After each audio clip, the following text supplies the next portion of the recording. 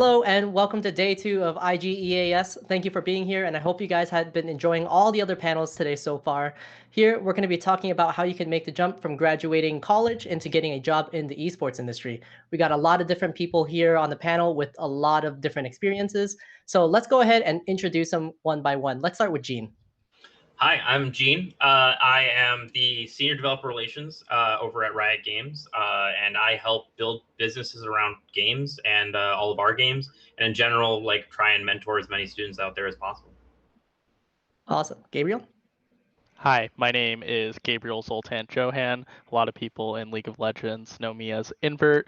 I'm currently an LCS coach at Dignitas, I was previously at FlyQuest, and before that at the University of Toronto, where I ran their league team when we were considered the best college team in the world. Nice. Tasha?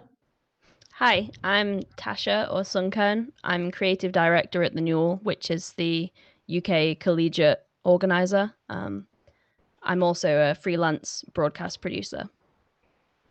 Awesome. And last but not least, Eli. Hey, I'm Eli or Elijah. I played professional Overwatch in the Overwatch League in 2019 for the Philadelphia Fusion and am now a full-time college student going to Harrisburg University of Science and Technology, which is partnered with the Fusion, fun enough.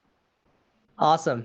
So I know we have a lot to talk about. We got about 45 minutes. And I think the best thing to do for our audience right now, who I hope are mostly students, is to talk about each person's individual journey into esports to kind of see what that roadmap is like, because not one person's journey is the same. So who would like to go first and share their story? I can, ahead. as the current student. So it's a crazy one. So at 17, after my senior year in high school, I got an offer to join Evil Geniuses when they were making their first entrance into Overwatch. It was short-lived, which is how some esports opportunities are. And then I got an offer to go to Thailand and play in an Oceanic League out there. Lived in Thailand and Taiwan intermittently. Came back to the US after a bit, got an offer to play in the academy system for Overwatch at the time. Performed really well throughout 2018, won like the minor league 3 times in a row. Got an offer to go to Overwatch League, played for a season, and now a full-time college student. Hell yeah. I can Gabriel? jump in. Oh, I Gene? can jump All right, in. yeah. So I have a weird and twisting path where I was going to be a lawyer and then switched to computer science to be an engineer. And then right before I graduated, someone was like, "Hey, here's a bag of money. Come work for us instead of graduating." And I argued. My parents were super supportive to being like, "Yeah, you can always go back and finish." And then I ended up working for things like Major League Baseball and various other things, and then ended up in the government industry, working with defense contractors and other things, building security tools around military and government processes. And then Riot came and was like, "Hey, would you like to do something similar to what you're currently doing, but do it in gaming?" And I was like, "When do I sign? Like, when do I move?" But I basically I moved into gaming already having had a pretty significant career in the tech industry. Gabriel? Yeah, for me, I actually started in gaming before going into college. When Street Fighter 4 came out, which must have been millions of years ago, I was very deep into the Toronto fighting game scene. Eventually transitioning to League of Legends by being a part of the coaching at the University of Toronto. I actually moved up to head coach after our coach had to replace Biofrost, who was the support of our team at the time. He eventually went to TSM. And then through head coaching, I did that in tandem with debate, a bunch of other extracurriculars, and worked on my political science degree. After graduating, franchising happened in the LCS. I got a couple offers to different academy teams with my team because we had done so well in collegiate, and teams had to build out their academy teams. So eventually, I made my way onto FlyQuest.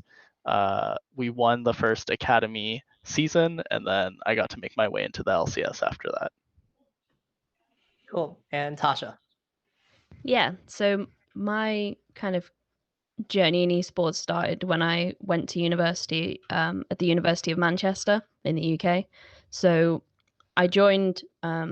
My degree was undergraduate masters in biology, and I joined with like a vague knowledge of League of Legends and esports, and I was like, I wonder if there's like an esports club that I can go to, so that I can like watch people who are actually good at the game, because I didn't really want to play. I just wanted to watch mostly. And I discovered the esports club or the esports society at that university, and then I got involved in that, and then eventually made my way into the Newell, which is the company that I work for now. And I did some. I think the first proper job that I had was as Twitch student program manager in the UK. So working with Twitch in the US to bring their student program to the UK. Yeah, and then kind of made my way into the Newell, into a full-time role from that. Nothing to do with biology, nothing to do with computational biology, which is what my master's was in, but that's how it goes. Yeah, yeah, that's very true. And I think the biggest takeaway from listening to all of your stories is that you don't really have to start out in esports to get into esports. You know, Gene's just like was all over the place. It was pretty crazy. Tasha was biology, but not using biology, and a lot of different routes, which means that you don't really have to worry too much if you don't have the experience yet. You could have experience from outside of the industry and then come into it. On that specifically, I like this is something that I frequently get from students worldwide and people who have actually even graduated or working their jobs, being like, I can't do that job. That's not what I majored in. Nobody cares what you majored in, ever. Yeah. The only majors in the world that really matter for that is like a lawyer or a doctor or some sort of something else medical, and some engineers in some countries. If you were ballet or if you were an art major and now you're a game designer, that's awesome. If you were like a professional musician or anything like that, and you're now working gaming, if you can do your job, that's the only thing that matters. Yep. This industry is highly results based, which I'm pretty sure all of you guys could agree on. Mm-hmm. How did you guys know where like? Did you guys always knew where you wanted to go in the industry, or like? Because I know there's a big misconception when I speak to a lot of students. They feel like they have to stick to one route and feel like they have to know what they're doing right after college. What was it like for you guys?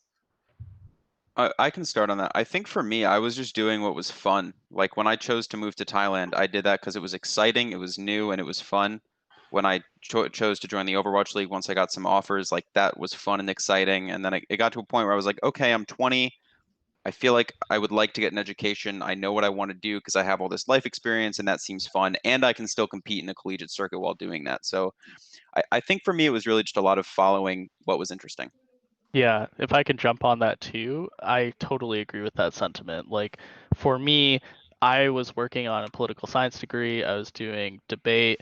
All of these things were pushing me towards a career in academia or as in law. So that is a complete shift in personality and what you can do in esports as well, where it's a little more passion driven than I would say some of those those other careers. So for me, it really was about what am I passionate about now and what can I jump into now. And I think esports in particular is so interesting with this perspective because it's so young. A lot of us here are so young. We're able to get our foot in the door in an emerging industry, which is something that not a lot of people can do. And I think for me, that drove my passion to do this now and maybe do all that other stuff later and be able to Gene didn't finish school and he was just like, I'm going to jump into this and do it now. That's the kind of passion that took me in this direction. And I'm grateful for it, right? It allowed me to travel the world, just like Eli. It allowed us to invest in a lot of life skills and learn a lot and be a part of a growing industry. So that I think that passion and just exploring it as something that's fun is something that really helps. Yeah, I think that word exploration is super important. Does Gene or Tasha, do you guys have anything to say about this? Yeah, so kind of to do with the exploration, like you said there. in going to university and getting involved in the club, the esports club, I kind of just like got thrown in and started organizing events and running streams and just doing a load of random things. And then realized like what I found was fun, what I found that I cared about. And then kind of paired that with what I was good at already, which was like scientific and technical things. And I was like, I guess I could just keep doing this, but in the esports industry, like let's focus on what I'm good at and then take that and kind of form it into something which the esports industry needs. Which for me was stream producers really and like broadcast people. Yeah, and for myself, like I always knew I wanted to do something entrepreneurial, like be it like as a lawyer, I'd open my own practice. Be as a computer scientist, I'd be like I would want to be a CTO or do that, or just on my own, like starting a company. And so I was following my entrepreneurial like trying to figure out just doing anything, like moving around, learning skills so I could do stuff. And I found like a field of study of developer relations and like investments and stuff where I was able to basically help people build businesses. And one of the and I was like, well, this makes sense to move to an emerging market. And I was really interested in it. I've been a gamer my entire life. I have thousands of hours in World of Warcraft and everything else in the world. But I didn't know that I could just go and do it. I thought I followed the path of I had to follow a traditional career path and then move over. But you don't have to do that. It's an option for people who are like late in their career or middle of their career, and they're like, hey, I want to switch into a more creative focused or gaming focused career. But it's that because like this industry is a lot bigger than people think, and there's jobs that we need everywhere. We need those engineers, we need those business people, we need those lawyers, we need everything. So if you're doing a good job somewhere else, we're probably going to need you in gaming as well. Esports is it's a big industry. I think it's an umbrella term sometimes where it's not it's an industry, but it has a lot of different industries within it. I want to start with talking about the skills that are needed to get an entry-level job. I think a lot of students are confused by that. They have the, let's say, the technical skills that they learned in school, or maybe just by doing things within their own esports clubs and organizations. But what do you think is the most important soft skills that you need in order to work well with other people? Well, I could start with that as a coach. Yep, coach. Where the entire premise of my occupation is to work well with others and to make sure that everyone's playing nice. But I think the most important soft skill, and one of the things that helped me transition so well into a coaching role through my time in debate, my time in student government, was the ability to give and receive feedback in a meaningful and operable way, right? It's not so much, and I think Eli can attest to this as well as being a player on a team, is like oftentimes you'll actually have people not possess that soft skill and you have to work on it. And that's where being part of a team and being part of a competitive environment in particular can be so difficult, where you're almost forced to do that on an hourly to daily basis, right? So for me, that soft skill is the most important thing. Not everyone is going to be perfect at their jobs, especially when it comes to a job in an emerging industry. So the ability to give feedback to people who may be struggling in some aspects and receive feedback in a meaningful way and apply it in a way that can actually help you elevate what you're doing and bring others up with you, I think is super important. Yeah, so I will absolutely. Sorry, go ahead. Oh no, you can go. I was gonna say plus one to feedback because based on the like that was the one I was gonna say as well. Like it is the most important skill. Like receiving and like giving feedback is something that everybody can learn, but receiving feedback and internalizing and making changes is the real thing. And the skill I would also say is be able to look at the 1,000-foot view.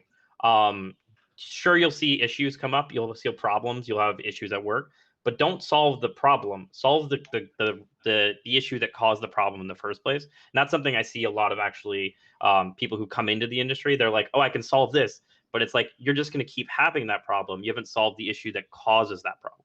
Yeah, that happens in esports teams a lot as well, where there's a lot of short-term viewpoints on planning and being able to build out your organization.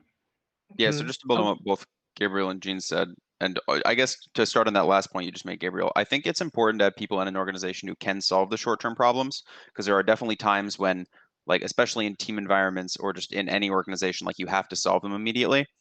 But communication and giving and receiving feedback is definitely one of the skills where if you don't have it, either in a team environment or in any industry, that's like the first thing you must solve. Like, that is the single most important skill you're going to have. That and just being a competent general person, because someone's going to be okay if they give you a problem, you tell them you don't know how to fix it, but you're going to go work on it. They're not okay if they give you the problem, you just say, oh, I can't do that, find somebody else most of the time. So just having that like general level of competence to go find what you need to complete your problem and being able to communicate effectively, I think are by far the two biggest things. I think knowing how to ask for help too is Yes. super important. Yes, That and being everyone, not being afraid to yeah. do it either.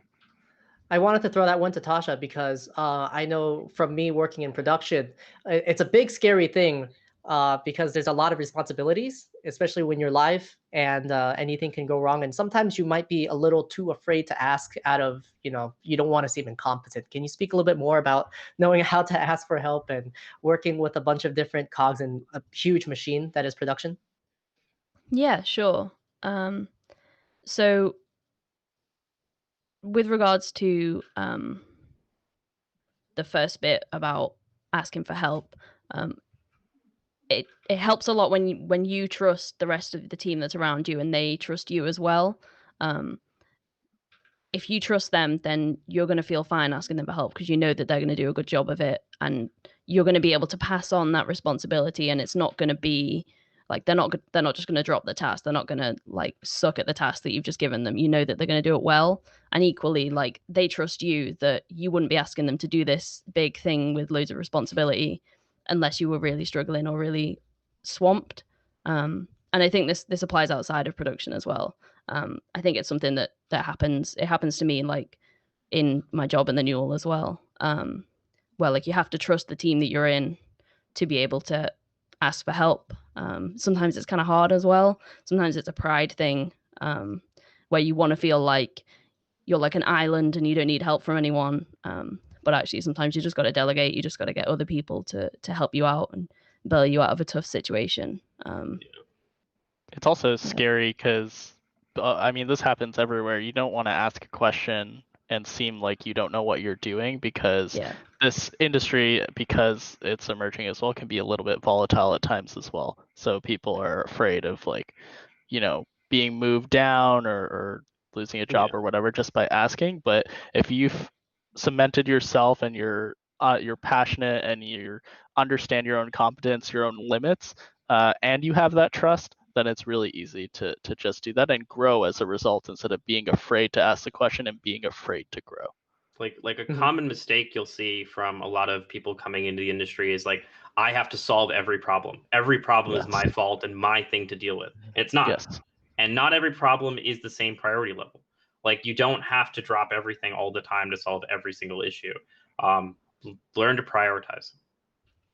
Yeah, prioritizing is literally like making the move from just doing a to-do list to making a to-do list and then prioritizing all of those points. That was like the best thing I've ever done in my life. So now every day, like I write my to-do list and I prioritize them. And when people, I wish colleges taught like 3-year plans. Yeah. Being able to plan is so important. In the chat, there's a person named Callum. In your experiences, what would you say all of the most valuable and transferable skills between different careers in esports? I think everything that we've talked about so far is super transferable, no matter which position you're in, because I think every time we said something, whether it's ability to receive and give feedback, to ask for help, knowing how to ask questions, and everyone's head, was shaking yes. So definitely take notes on this. And there's another person, Stefan, he says, can you speak towards how you would handle it when someone above you can't see at the high level, or they can't take a step back to look at the 10,000 foot view? Mm-hmm. Let me just let that sit for a little bit. Yeah, I think one of the most interesting aspects of, at the very least, working on an esports team side, is that everyone is very open and very available. So I actually, throughout the year, had the opportunity like to have weekly meetings with the CEO of a company, with the CEO of Dignitas. That's something that, I don't think Gene can have necessarily those weekly meetings with Tryndamere and Rise, like Rarely, very, very rarely. yeah. So for me, that access, I think, helps provide context to these people higher up making those decisions. And I think a lot of esports companies are on the smaller end when it comes to employees. I mean, Riot, of course, is an exception to that in that case. But I assume the company that Tasha works for is not the largest by any stretch of the imagination.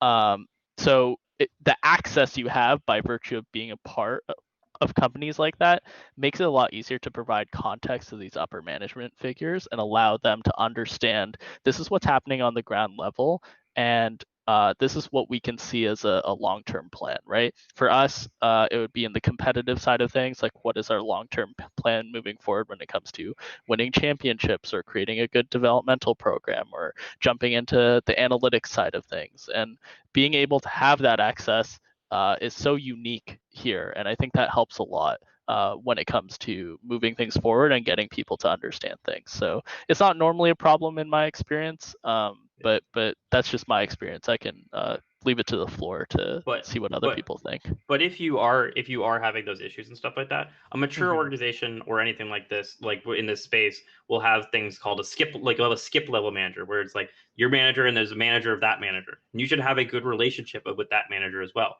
Like you see a lot of horror stories in various like readings and stuff like that. It's like your manager doesn't want you talking to their manager. My manager would love me to talk more to my manager's manager, so I understand why he's making certain decisions.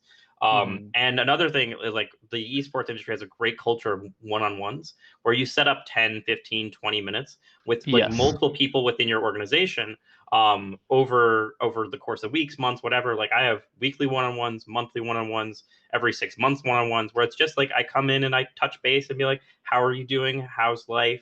What are your career goals? Stuff like that. And those keep everybody being on the same level. Even across organizations. Like I have the opportunity to have one-on-ones with like the commissioner of the LCS just as a coach of a team. That is an incredibly rare form of access that I that people can be provided, and then you get context through that and you're able to swap and share accordingly. Anyone else has anything to say about that? Yeah, so I think sorry. No, totally go ahead. From a more like practical perspective, in terms of like being able to speak to a manager about something like that, what I found has worked for me is going in with a suggestion of what like that strategy might be, or going away and working on it as a little side project, and then being like, hey, in our one-on-one, can I present you an idea, or like can I bring this suggestion to you in this one-on-one? Then you go to that meeting and you say, look, I've done all this research and all this work. This is what I think we need to be doing. Here's the reasons we should be doing it. What do you think?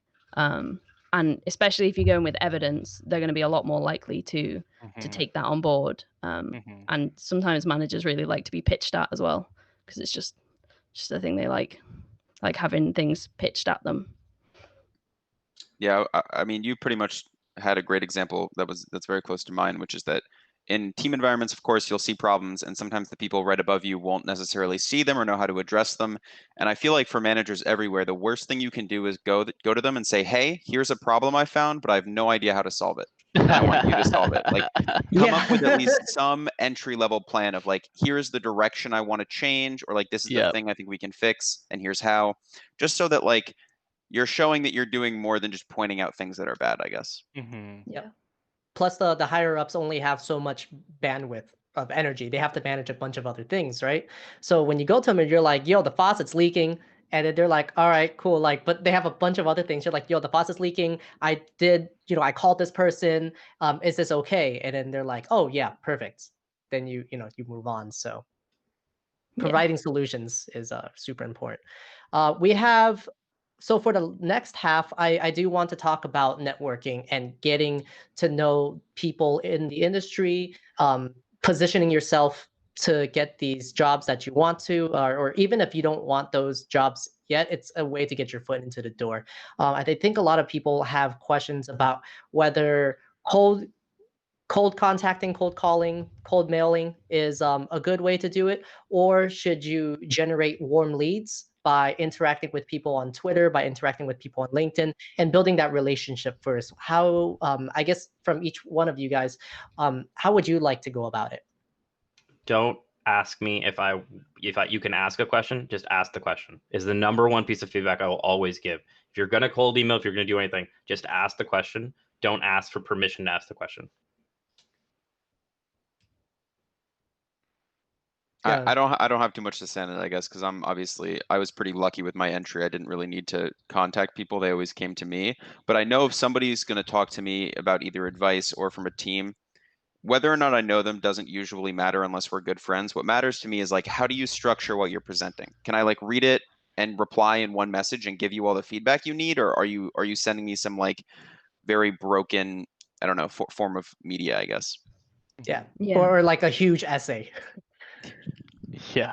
I mean, sometimes I'd love to get an essay. Give me Yeah. a well-written essay or a presentation or like a slide deck or anything like that, and Yes. you're my new best friend. Because people who can build a good slide deck or a good one-pager are like, those are the people I want to talk to. Oh yeah, but that's like I think you make a good point, but that's like structured, right? Like they know what they're not just rambling. So Yeah. you be intentional. And- Tasha, you're about to say something? Oh, sorry, Gabriel. You can go. No, Sorry. Tasha, go ahead. I know she wanted to jump in. I was just gonna say, related to what Eli said, what I find difficult about cold emails or cold like Discord messages or Twitter messages is just when people say hi and then they just leave the conversation, and I'm like, what do you want? I can't reply to this. Please just tell me what's going on and give me the context, and I'd be happy to help. That's my thing. Yeah. Yeah, I just want to loop back into the topic to answer this question as well, or like the panel kind of title. Insofar as I think when you want to make connections, the easiest way to do it is to start from the ground up and understand that people kind of on the ground are way more likely to start that conversation with you and continue it on for a very long time. So when you're starting that conversation, let's say for example you want to get into coaching, look at your own club, start talking to like the president of your club, who is normally like people within the club are very interested in bringing in new members. Start talking to other collegiate coaches. Those people are very open and very understanding about networking with others, specifically because they're also trying to move up, right? There's a lot of that opportunity to build it up from the ground and have that foundation. When I was a collegiate coach, I started by talking to every other collegiate coach and player I could about what the meta is like, how they structure practice, how their scrims are going, and then that builds up, right? I'm able to get into like Discord servers or be able to email the academy coaches or the people looking, and then that or people from other regions. Even you don't even have to cement yourself and concentrate on just North America. Like talking to European coaches, I had the opportunity to talk to like Singaporean coaches, things like that. And, those people are always interested in sharing everything they have. Part of it's a little bit of ego where it's like, I know this thing and I know it's, I know it's really awesome and you should know it too. Yeah, exactly. But, people are always going to be open to converse. And even if one lead or one link is shutting you down, where it's just like that person doesn't want to talk to you, it's not indicative of the entire space being open to you and open for conversation. But I think at the very least, at the base level, start the foundation, get your understanding through people already on that grind, already at that level, trying to work through it, and then build your connections up. Like don't immediately email like Jat or Kane or something if you're looking for coaching tips. Start at that level, start with your club, start with the the people you're working with there, and then I think from there it of course is a process. It of course will take a little bit of time, but that just goes hand in hand with trying to build a career anywhere. So yeah, and it to just piggyback a little bit on that, it is like what he's saying, like what you're saying is really important. It's like, don't come into a conversation with no information about the scene. It's the same thing Yes. about saying hey, or doing like, can I ask a question? Same thing if you come and present to me and you're spelling esports wrong, which is way too common. If you spell esports wrong, I'm already like, what's going on Yeah, here? same. But it is like, my DMs are open on every platform. I try and answer as many as possible. I do get about 500 DMs a day, so it's a little hard. But I try to at least say something. But if I can skim through and be like, oh, you have a well thought out thing, I will probably respond to that. Yes. Or I'll try and check. But it is a numbers game. You are like, the more senior you go in you're trying to get their attention to talk to them or get feedback, the more people like with that same title you'll need to talk to before one answers.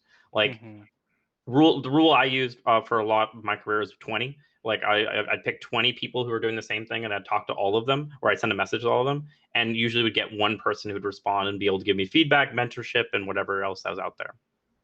Yeah. I would like to add, because I'm super passionate about this particular topic of networking. I know a lot of people see it as like a bad thing sometimes, and that's because most, or not most, but the way people do networking wrong is that they're just cold and transactional. When this Yes. industry is still new, it's still very small, everyone kind of knows each other. And so what you have to do is just be a human being, be a person, say hi, how you doing first, make sure you're intentional, and make sure you think about the other person, that you're not wasting their time.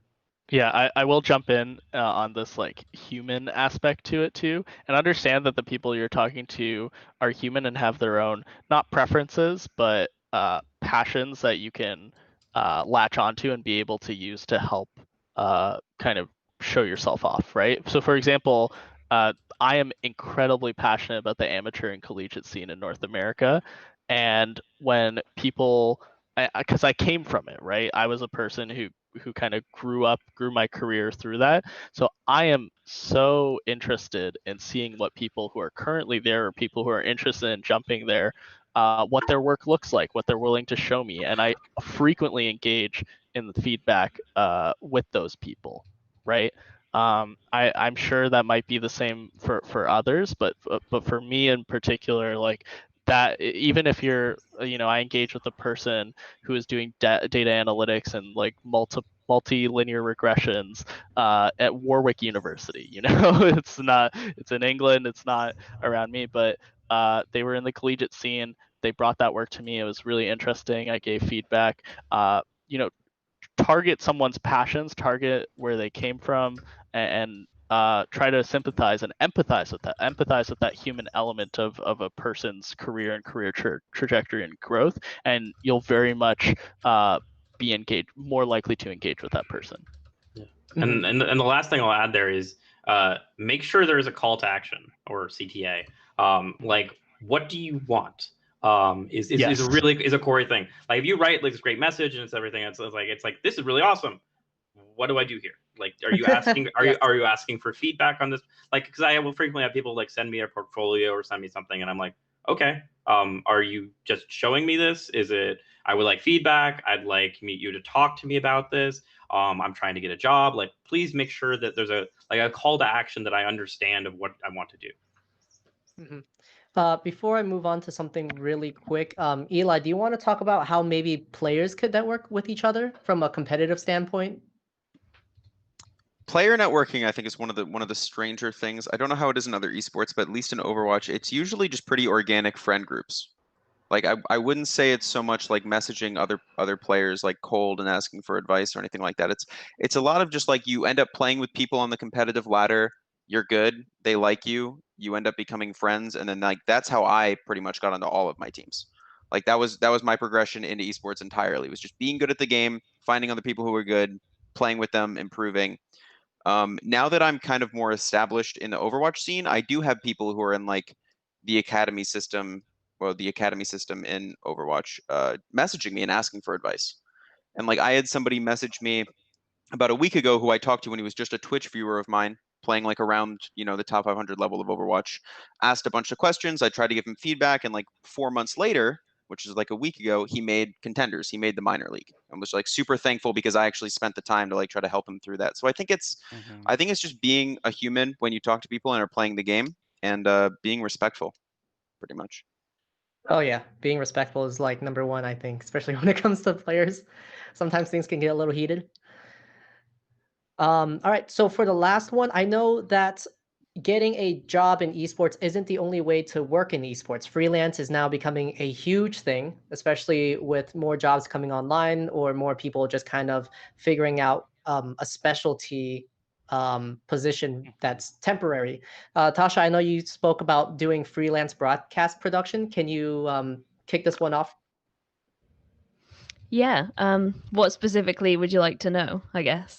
All right, cool. How would someone approach doing freelancing in esports based off your So, experience? yeah.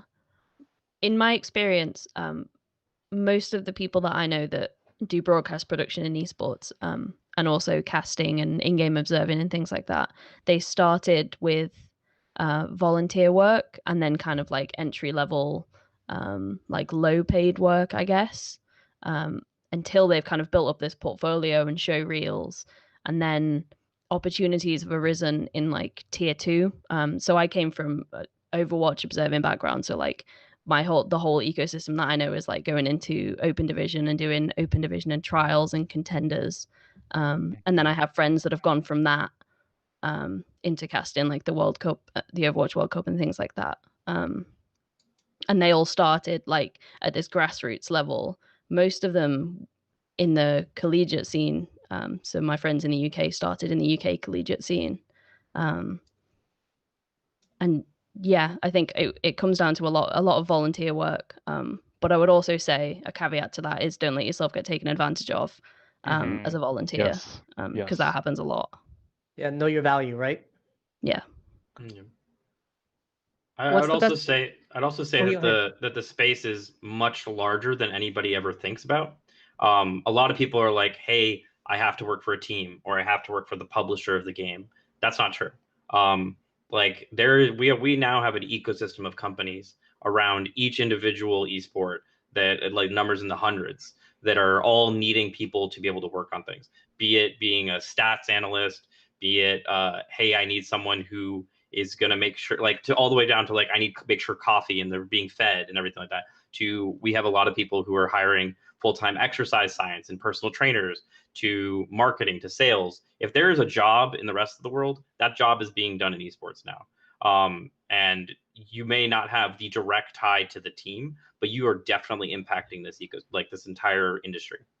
Yeah, if I can expand on that too, and again loop it back to the title of the panel, do not think that you have to get like an esports degree or anything specific in order to be a part of the industry. You can do two things. You can either leverage the skills that you learned through the degree in order to take a position, whether it's on a team or on a company or otherwise, or you could see your degree, understand that there's a gap in the space that your degree and the skills that your degree provides can fill, and pitch that.